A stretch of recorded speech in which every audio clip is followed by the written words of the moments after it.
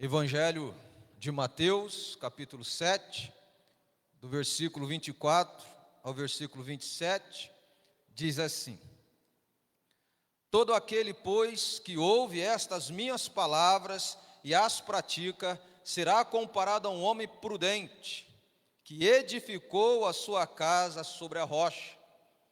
E caiu a chuva, transbordaram os rios, sopraram os ventos, e deram com ímpeto contra aquela casa, que não caiu, porque fora edificada sobre a rocha. E todo aquele que ouve estas minhas palavras e não as pratica, será comparado a um homem insensato, que edificou a sua casa sobre a areia. E caiu a chuva, transbordaram os rios, sopraram os ventos, e deram com ímpeto contra aquela casa, e ela desabou, sendo grande a sua ruína. Até aqui, meus irmãos. Na construção civil, os fundamentos são elementos essenciais em qualquer projeto de edificação, pois são responsáveis por transferir as cargas de toda a estrutura para o solo. Os fundamentos garantem a estabilidade e a segurança da construção e evita problemas sérios e de risco. Compreender as suas funções é crucial, pois influencia diretamente na durabilidade e na integridade da obra. Ignorá-los pode custar muito caro e gerar prejuízos irreparáveis. Nesse sentido, meus irmãos, independentemente do tamanho, dos materiais que serão usados e dos gastos, uma casa, antes de ser construída, necessita de um bom fundamento. E por este motivo, refletiremos no tema o fundamento e a edificação da casa é Cristo. O fundamento e a edificação da casa é Cristo. Eu quero então refletir com os irmãos este tema pelas seguintes razões. Primeiro, devemos considerar que toda casa precisa ser devidamente bem fundamentada e edificada. A edificação e o fundamento da casa é Cristo, porque toda casa precisa ser devidamente bem fundamentada e edificada. Jesus, no versículo 24, ele diz assim: todo aquele que ouve estas minhas palavras e as pratica. Ou seja, meus irmãos, Jesus declara que há dois tipos de fundamento. O primeiro fundamento são os seus ensinos. E o segundo fundamento são os ensinos dos falsos profetas, como está aí no versículo 15. E com base nisso, as pessoas deverão edificar as suas casas. Ou seja, ou as pessoas edificarão as suas casas sobre os ensinos de Cristo, ou elas edificarão as suas casas sobre os ensinos dos falsos profetas. A expressão casa significa literalmente ter um lar, uma família e um lugar para morar. Denota tanto um edifício quanto um lugar de moradia e toda a sua estrutura. E de acordo com o texto, quem ouvir e praticar os ensinos de Cristo será um excelente construtor. Mas quem ouvir e praticar os ensinos dos falsos mestres será um péssimo construtor. Sem dúvidas, muitas pessoas desejam constituir família, ter um casamento feliz, ter filhos obedientes e saudáveis, ter um carro e uma boa casa para morar. E não podemos esquecer do pet. Mas a questão é: será que todas as pessoas principalmente aquelas que se dizem cristãs, estão construindo as suas casas corretamente? Será, meus irmãos, minhas irmãs, famílias aqui representadas, será que todas as famílias que se dizem cristãs estão construindo as suas casas corretamente? Mas a pergunta que surge depois dessa pergunta é a seguinte: o que é preciso fazer para construir uma boa casa? O que é preciso fazer para ter um casamento feliz? Será que é preciso ter muito dinheiro? Bens materiais? Patrimônios e status social? Será que é preciso ter o último modelo de smartphone? Ou viajar para a Disney todo ano? Será que é preciso fazer todos os caprichos e vontades da esposa, do marido e dos filhos? O que realmente é preciso fazer para construir uma boa família? Com toda certeza, há famílias que têm e têm feito de tudo, porém são infelizes, ingratas, amargas, aborrecidas e vazias. São famílias bem estruturadas, porém cheias de rachaduras. São famílias que, independentemente de condição social, crença e religião, não foram, não querem e talvez nunca sejam devidamente bem fundamentadas e edificadas. E por isso, vivem uma família de fachada. São famílias que apenas fingem que são felizes, que se respeitam e que se amam. Mas o mais grave é que estas famílias se acomodaram e se acostumaram com tudo isso. Tem famílias, irmãos, que não querem ser edificadas corretamente. Tem famílias que têm poder aquisitivo. Tem famílias que têm feito de tudo, mas são famílias infelizes, cheia de goteira no teto, cheia de mofo nas paredes. Famílias que pensam que estão sendo bem construídas, mas famílias que apenas fingem que são felizes, que se respeitam e que se amam. Famílias cristãs que apenas vivem de fachada. Famílias que se acomodaram e que se acostumaram com tudo isso. E, infelizmente, isto tem acontecido, porque dentro e fora das igrejas, muitas pessoas preferem construir suas casas sobre falsos fundamentos. Elas não consideram que o que semear, isso também ceifará. Conforme Paulo nos ensina em Gálatas capítulo 6, versículo 7. Paulo ensina o seguinte: aquilo que o homem semear, isso também ceifará.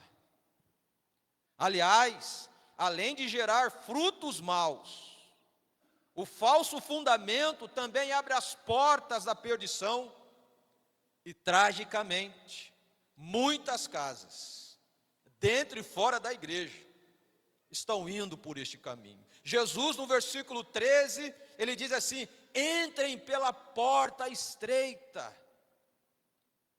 porque largo e espaçoso é o caminho que leva à perdição. E isso é o mais absurdo, é saber que dentro da igreja, muitas famílias cristãs, ou que se dizem cristãs, por construírem as suas casas em falsos fundamentos. Estão entrando pelo caminho largo e espaçoso da perdição. É só ler aí o versículo 13. Mas contrário a isso, nosso Senhor Jesus declara que Ele é a única árvore boa que as pessoas precisam para terem bons frutos em suas vidas e família. Ele é a videira verdadeira. Ele é o único caminho para a salvação de muitos lares. Porém, são poucos os casais e famílias que querem ir por este caminho. E diante disso, precisamos entender que não é errado e muito menos pecado ter bens materiais, poder aquisitivo e status social. E que não é errado e muito menos pecado desejar e poder melhorar de vida para o bem de nossas famílias, desde que isso seja feito de forma correta. Não é errado, meu irmão, você querer mudar de vida, não é errado você ter poder aquisitivo, desde que isso seja feito de maneira correta. E o grande problema de muitas famílias que são cristãs é que elas não querem fazer as coisas de maneira correta. E por isso, elas preferem construir as suas casas em falso fundamento.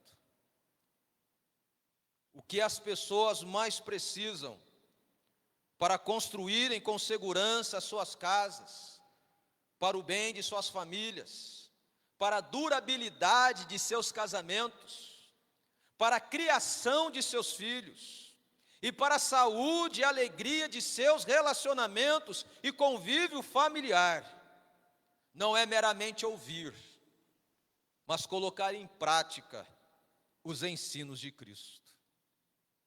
Em outras palavras, os ensinos de Cristo, além de ser uma árvore boa, que geram bons frutos, é também o firme fundamento que precisamos construir para edificar as nossas casas. Nesse sentido, nós não precisamos de poder aquisitivo, nós não precisamos de patrimônios, nós não precisamos de bens materiais e muito menos de status social. Não precisamos ter e muito menos fazer de tudo para falsamente ter um casamento e uma família feliz.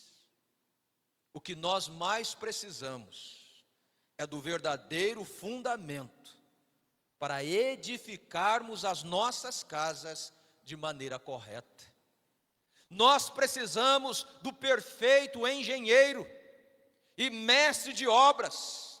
Nós precisamos de Jesus Cristo, pois se Ele não edificar as nossas casas, por mais que nos esforcemos, e por mais que sejam boas as nossas intenções, sem Jesus Cristo, tudo será inútil. Sem Jesus Cristo, irmão, você pode construir a melhor casa, você pode ter a melhor condição social, você pode casar com o homem dos seus sonhos, tipo eu assim. Você pode casar com a mulher mais bonita do mundo, tipo a minha esposa. Você pode ter os filhos mais saudáveis e perfeitos, tipo o bebê reborn. Mas se você não tiver Jesus Cristo, tudo será inútil. Tudo não vai fazer sentido. Por isso que dentro e fora das igrejas tem muitas famílias infelizes, correndo atrás do vento, indo para o caminho largo e espaçoso, porque não está no firme fundamento, não está construindo e edificando devidamente a sua casa. Sem Jesus Cristo, tudo será inútil. Portanto, será que toda casa, independentemente do seu contexto social e religioso, está sendo devidamente bem fundamentada e edificada? Sendo assim, será que realmente estamos dispostos a colocar em prática os ensinos de Cristo para edificar as nossas casas? O mais complicado, irmãos, não é o problema no casamento, não é a esposa difícil, não é o marido difícil. O mais difícil é colocar em prática os ensinos de Cristo. O mais difícil, irmãos, o mais difícil é colocar em prática a palavra de Cristo na relação conjugal. Ah, meu marido é difícil. Difícil é viver a palavra de Deus. Difícil não é a ação do diabo, porque ele já está derrotado. Por isso que Jesus diz: aquele que ouve e as pratica. Por isso, irmãos, nós devemos considerar que toda casa precisa ser devidamente bem fundamentada e edificada. Uma segunda lição que este nos ensina é que nós devemos considerar que toda casa, independentemente da construção, não está isenta de adversidades. O texto diz que tanto a casa que foi construída na rocha, quanto a casa que foi construída na areia, foram surpreendidas pela enchente. Então, nós devemos considerar que toda casa, independentemente da construção, não está isenta de adversidades. A expressão ímpeto, conforme está aí no texto, denota uma força descomunal que derruba uma pessoa no chão e que fazem os alicerces de uma casa tremerem violentamente. Jesus ensina que, independentemente dos fundamentos sobre o qual a casa foi edificada, ela sofrerá os impactos da forte chuva, sentirá a força dos rios e a fúria dos ventos. E isto para mostrar que nenhuma casa está isenta das forças das adversidades e que haverá situações que estarão totalmente fora da capacidade e da força humana de poder controlar, combater e resolver. Jesus diz que a casa que foi construída na rocha, veio a chuva e foi com ímpeto. A que foi construída na areia, caiu a chuva com ímpeto, com força.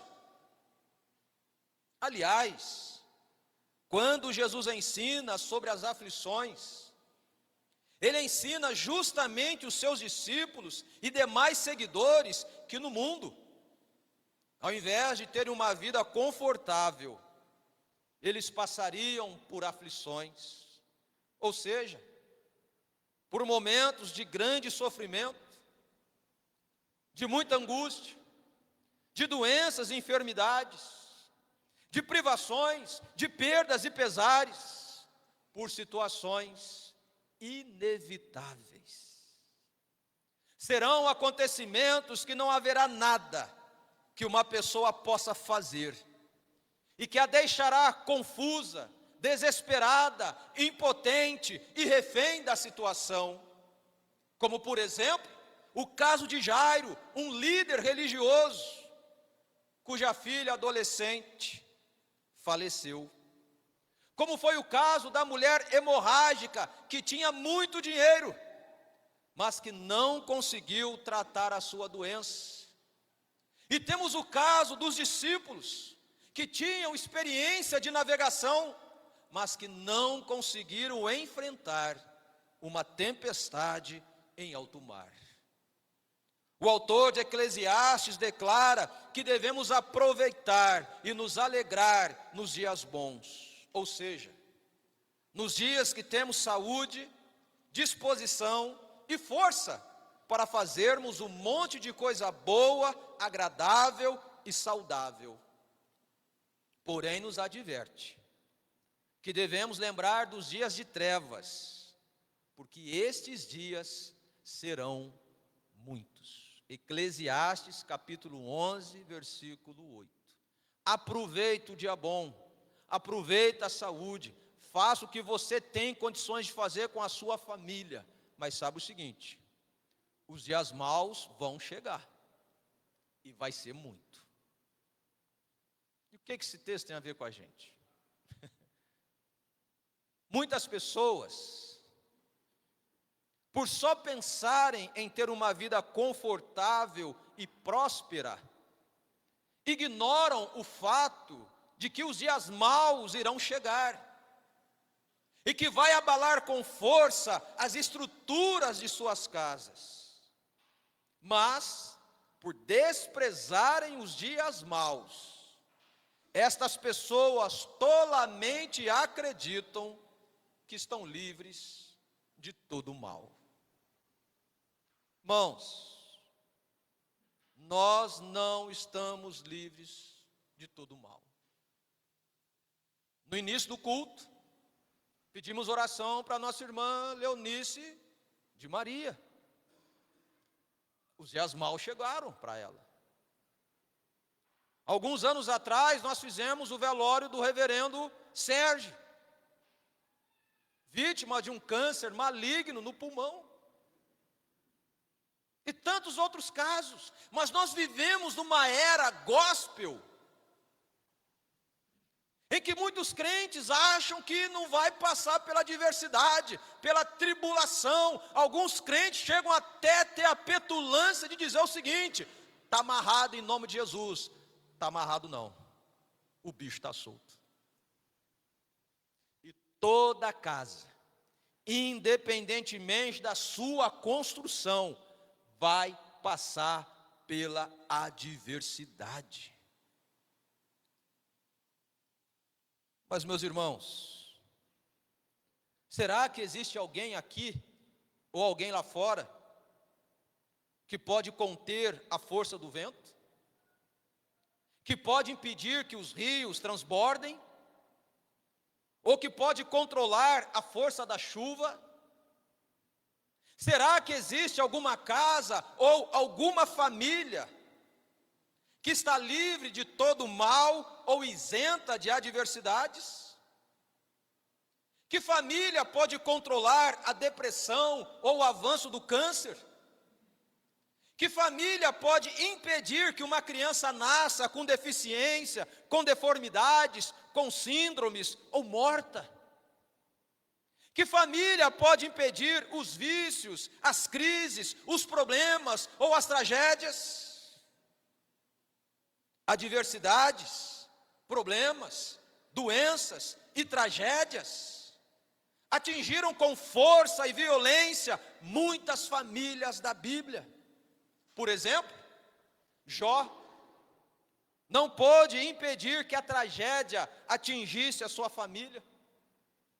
Jacó e Davi não puderam impedir que suas filhas fossem violentadas.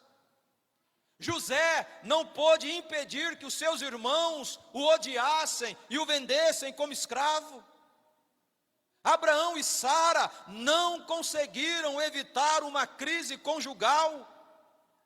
Abel não pôde impedir que o seu irmão Caim o assassinasse. Davi, o homem segundo o coração de Deus, por mais que tenha suplicado a Deus, não pôde evitar a morte do seu filho recém-nascido. Ana e Sara, grandes mulheres da Bíblia, usadas poderosamente por Deus, nasceram com uma deficiência. Elas eram inférteis. E você aí achando que nada vai acontecer com a sua vida. Você precisa ler mais a Bíblia. Meus irmãos, inquestionavelmente ninguém sabe quando a tempestade vai chegar. Ninguém está preparado para enfrentar as adversidades. Ninguém deseja passar pelas aflições, perdas e pesares. No entanto, uma coisa é certa: o clima e o tempo podem mudar a qualquer momento.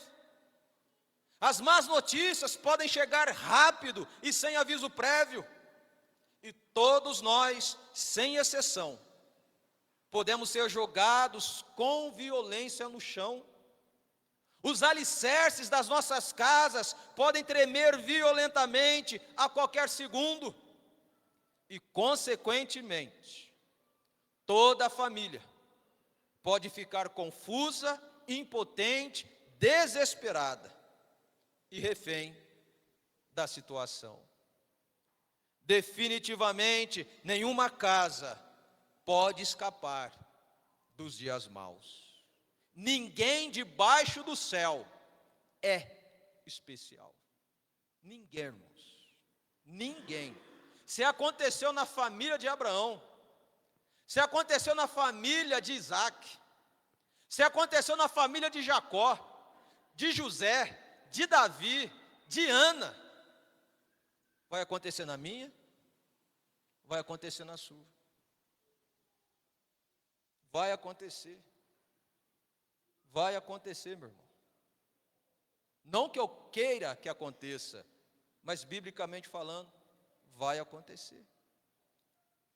E cientes disso, não podemos ignorar o fato de que o sol nasce e a chuva cai sobre bons e maus.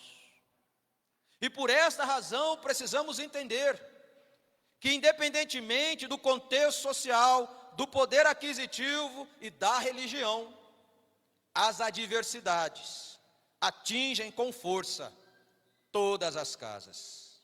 São atingidas com doenças e enfermidades, são atingidas nas finanças, no casamento e na família, são atingidas com tragédias e perdas familiares, com vícios, com problemas e com crises terríveis. E o pior é que não há nada que possamos fazer a não ser confiar no fundamento sobre o qual as nossas casas foram ou estão sendo construídas.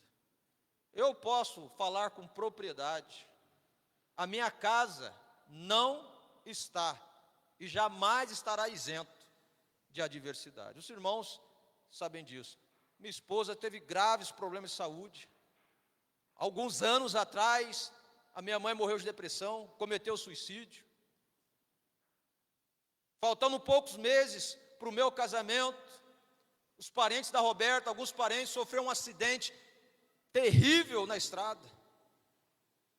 E você aí achando que é a última bolacha do pacote. Só porque vai no monte, só porque jejua, só porque tem o WhatsApp de Deus, ou o Instagram de Jesus, nada vai acontecer com você. A palavra de Deus nos ensina que toda casa, independentemente da construção, não está isenta das adversidades. Para de ficar se achando especial. Portanto, que fique claro, ninguém tem o controle sobre as adversidades. Somente Jesus Cristo é o único que pode cessar as tormentas. Sendo assim, devemos considerar que toda a casa, independentemente do tamanho da construção, não está isenta das adversidades. E esse texto, então, meus irmãos, nos traz uma última lição. Por que Jesus é o fundamento e a edificação das nossas casas? Pelo menos da minha casa, não sei da sua casa. Você acredita no que você quiser, mas o fundamento da minha casa é Cristo. A última lição que esse texto nos ensina, irmãos, é que nós devemos considerar que toda casa, com o tempo e diante das adversidades, vai revelar onde está construída. Eu não tenho o poder de saber onde a sua casa está de fato construída, mas a palavra de Deus nos ensina que as adversidades e o tempo vai trazer à tona aonde a nossa casa está construída. Ou seja, meus irmãos, independentemente do tamanho da construção e do contexto social e religioso, a casa de uma pessoa ou será edificada na rocha, ou será edificada na areia. A expressão rocha descreve uma terra dura, ideal para a construção. É um terreno que fornece fundação e sustentação. Denota um alicerce firme e seguro que não sofrerá nenhum tipo de abalo e que não se moverá por nada. Já a expressão areia descreve um terreno arenoso, enfraquecido e impróprio para qualquer tipo de edificação e construção. E por este motivo, aquele que ouve os ensinos de Cristo e os ensinos dos falsos profetas, terá que decidir em qual terreno vai realizar a sua edificação. Será o único responsável pela construção da sua casa. Nesse sentido, a pergunta que se levanta é: onde será que estamos construindo as nossas casas?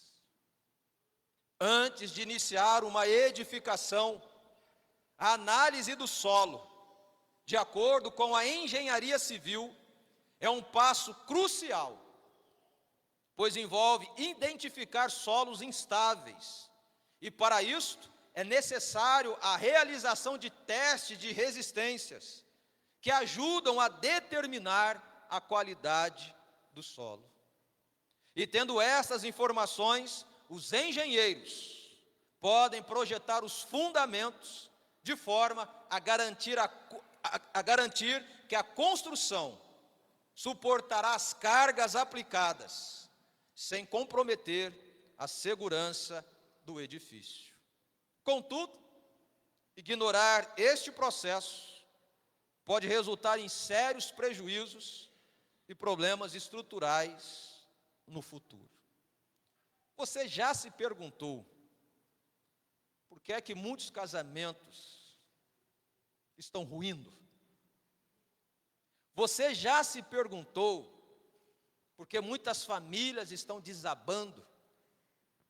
Você já se perguntou por que muitos relacionamentos não estão dando certo? Por que será? Será que é o diabo? Ou será que é o fundamento? A palavra de Deus nos faz pensar nisso. Dentro e fora das igrejas, milhares de pessoas, por desprezarem os ensinos de Cristo, ao invés de avaliarem a qualidade do terreno para edificarem as suas casas com segurança, preferem acreditar em falsos ensinos. E isso tem acontecido porque os falsos mestres e profetas modernos têm dito apenas aquilo que as pessoas querem e gostam de ouvir. Porém, o que estas pessoas não percebem é que, além de serem iludidas, estão deliberadamente edificando as suas casas na areia. Aliás, há pessoas que preferem ficar mudando de igrejas, de crenças e religiões, preferem ficar de um lado para o outro, sem ter compromisso com ninguém, mas na prática, apenas querem ficar confortáveis, para continuarem fingindo que têm compromisso com Deus. Essa é a realidade, irmãos. Tem gente que até finge que vem na igreja, porque elas não querem ter compromisso com Deus, elas apenas querem fingir que são abençoadas e que está tudo bem. Elas ficam indo de um lado para o outro, e Jesus disse o seguinte: ninguém pode servir a dois senhores. Ninguém, irmãos, ninguém. Honestamente, não sei aonde a tua casa foi ou está sendo edificada, mas com certeza, dentro e fora das igrejas, inúmeras casas, com formatos e tamanhos diferentes, foram e estão sendo construídas em diversos tipos de terrenos. Mas será que estas casas, dentre elas as nossas, foram ou estão sendo edificadas corretamente? Será que eu estou construindo a minha casa de maneira correta? Será que eu estou edificando o meu casamento de maneira correta? Será que o meu relacionamento está sendo edificado de maneira correta?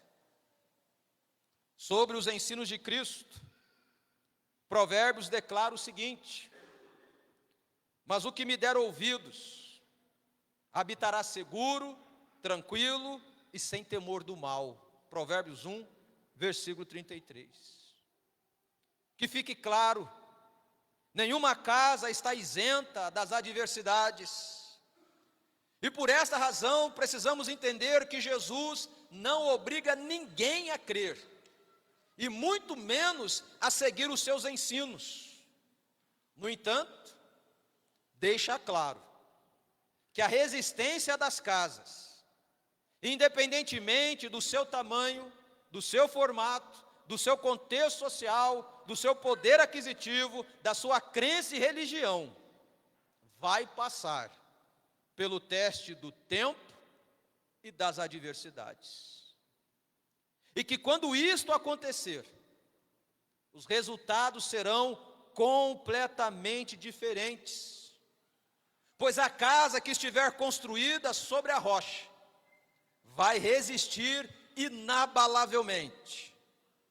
Porém, a casa que estiver construída na areia será facilmente destruída com tudo que tem. Meu irmão, minha irmã, eu não sei se a sua família está passando por alguma dificuldade, mas à luz da palavra de Deus, se o seu casamento, se a sua família estiver passando por alguma dificuldade, à luz da palavra de Deus, entenda que a resistência da sua casa está sendo testada. E para de colocar a culpa no diabo. Se o teu casamento está passando por um abalo sísmico, entenda que Deus está vendo aonde a tua casa foi construída. Só Deus sabe. Se a tua relação com os teus filhos está sendo abalada, olha para esse texto que nós acabamos de ler. Porque as adversidades e o tempo vai provar a resistência da sua casa. E por esse motivo, apesar de haver inúmeras opções, precisamos entender que os ensinos de Cristo é o único fundamento, a única rocha e o único terreno perfeito para a edificação correta e segura de uma casa. E que sem Cristo, por mais bela, segura, confortável e próspera que seja uma casa, sem Cristo, tudo é areia, tudo desaba, grande é a ruína. Irmão, você pode morar num castelo encantado, mas sem Cristo é tudo areia. Você pode realizar o casamento dos seus sonhos, mas sem Cristo, tudo é areia. Tudo, cedo ou tarde, vai desabar. E só não vai desabar como a ruína vai ser grande. A expressão grande ruína descreve um prejuízo incalculável uma destruição imensurável na vida de todo aquele que desprezou os ensinos de Cristo para edificar suas casas sobre falsos fundamentos. Só que esta grande ruína, caso não se arrependam e sejam devidamente edificados por Cristo nesta vida, será por toda a eternidade, onde haverá choro e ranger de dentes. Tem muita casa, irmãos, que foi construída sobre falsos fundamentos, que não vai desabar nessa vida, que não vai ter uma ruína nesta vida, mas vai ter uma ruína eterna, vai ter um sofrimento eterno. Mas se de repente a sua família já desabou, de repente Deus está despertando você, para que você construa a sua casa de maneira correta, e pare de ficar aí com esse vitimismo, com essa choradeira, que não resolve nada. O que nós precisamos é construir a nossa casa sobre o firme fundamento. E diante disso, uma coisa é certa: quem quiser construir a sua casa sobre a rocha, terá que ouvir e praticar os ensinos de Cristo. Mas quem não quiser, estará apenas construindo a sua casa na areia. Portanto, não há dúvidas de que o fundamento e a edificação da casa é Cristo. E diante disso, pelo menos eu confesso, você também, Júlio, que me esforçarei, apesar de ser quem eu sou, falho, pecador, miserável pecador, mas pela graça de Deus e com a ajuda de Deus, me esforçarei junto com a minha esposa, e junto com todos aqueles que têm este mesmo desejo, mas eu me esforçarei para edificar a minha casa sobre a rocha da minha salvação. E sendo assim, meus irmãos, quando o nosso tempo e as nossas adversidades cessarem nesta vida, porque nada é para sempre, mas quando o nosso tempo e as nossas adversidades cessarem nesta vida, qual será o resultado final? Será comprovado, ou ficará comprovado, que as nossas casas foram edificadas na areia ou sobre a rocha? Quando a nossa vida terminar aqui, irmãos, quando os nossos problemas deixarem de existir, o que vai ficar comprovado? Que a nossa casa foi construída na areia ou sobre a rocha? Em qual fundamento estamos edificando as nossas casas? Pense nisso, antes que seja tarde demais.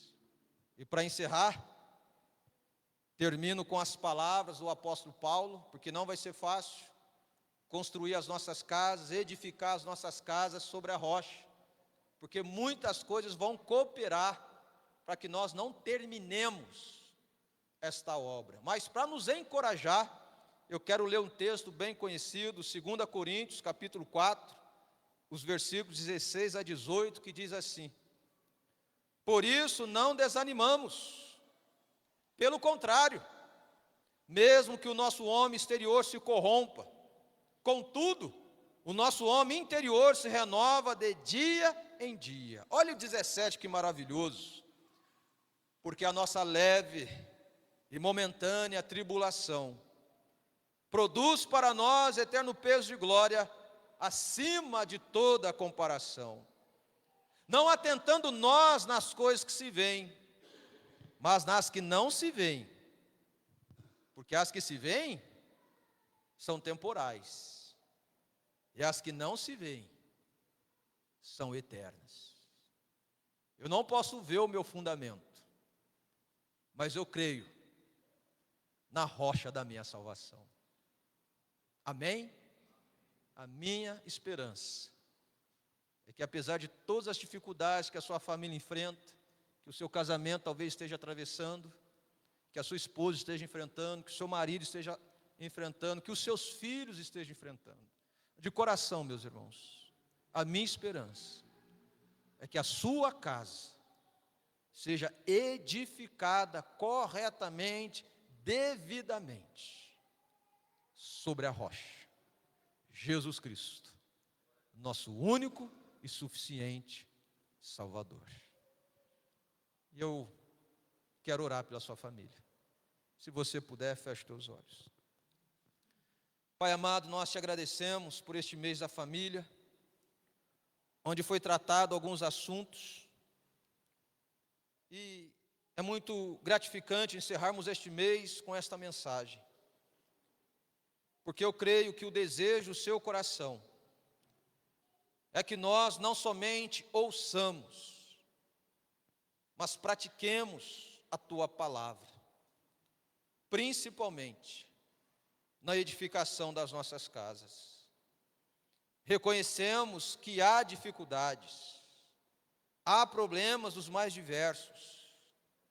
Muitas vezes falta material, muitas vezes estamos cansados, até desanimados.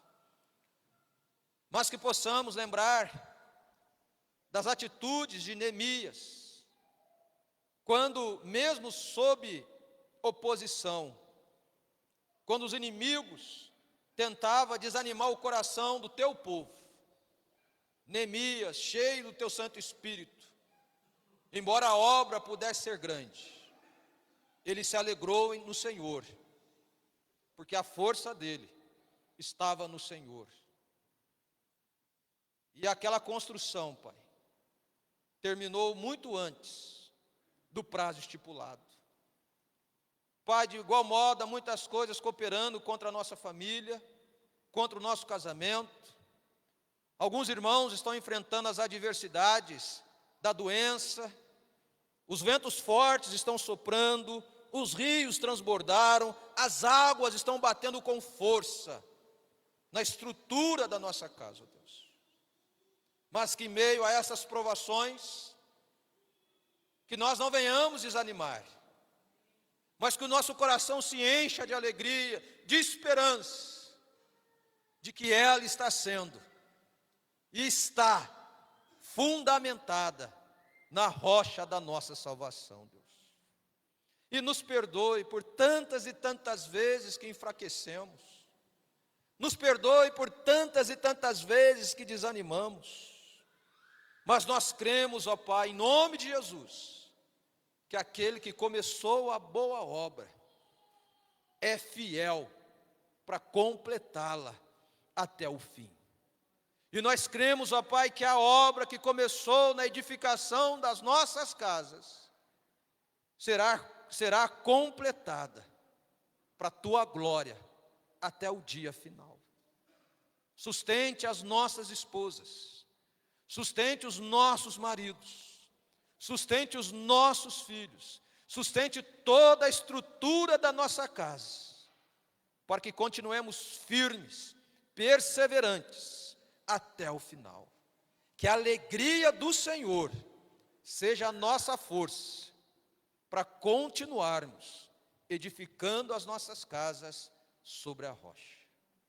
E agora, irmãos, que a graça e a paz do nosso Deus, que as consolações do Espírito Santo e a presença salvadora de Jesus Cristo, nosso único e suficiente Salvador, a rocha da nossa salvação, seja sobre nós, sobre a nossa família, sobre a nossa casa, hoje, todos os dias e para sempre. Amém e amém.